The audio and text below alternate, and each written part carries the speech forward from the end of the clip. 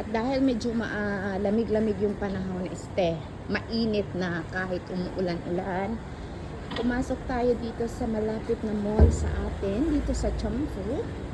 Hanapin natin yung Yoshinoya Restaurant. Dahil doon may murang mga noodles, kakain tayo doon.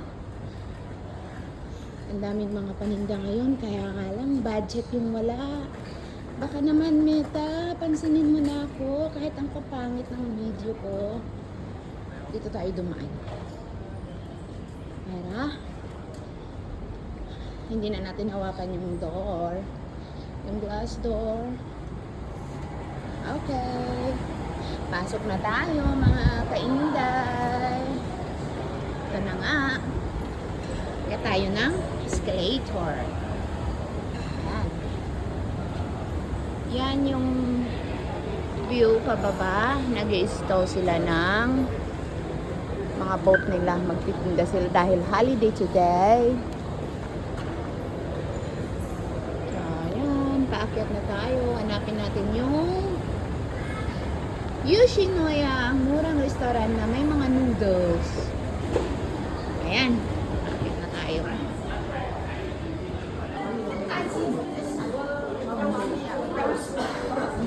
Ito na nga, malapit-lapit na tayo. Kunting tiis lang, Inday. Makakakain ka rin. Gutom na si Inday, kaya bumaba. Alam nyo mga kainday, hindi sana ako lalabas ngayon. Kasi, you know, yung mga sakit ng mga babae, monthly. Pero kailangan kasi nagugutom.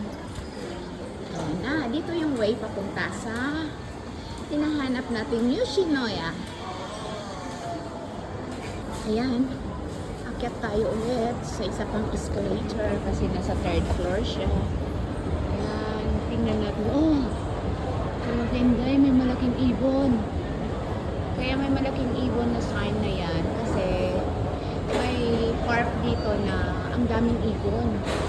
Pero nga lang, sounds lang yung maririnig mo. Kaya nga dito na tayo.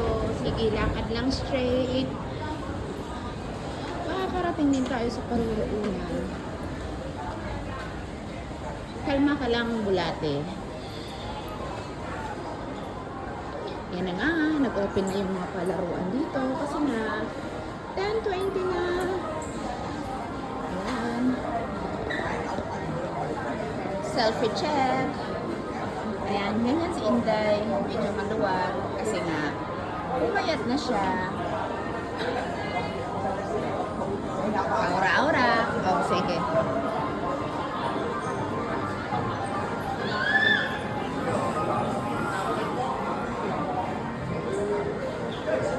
Ayan na, nakita ko na yung Yoshinoya. Dito na tayo.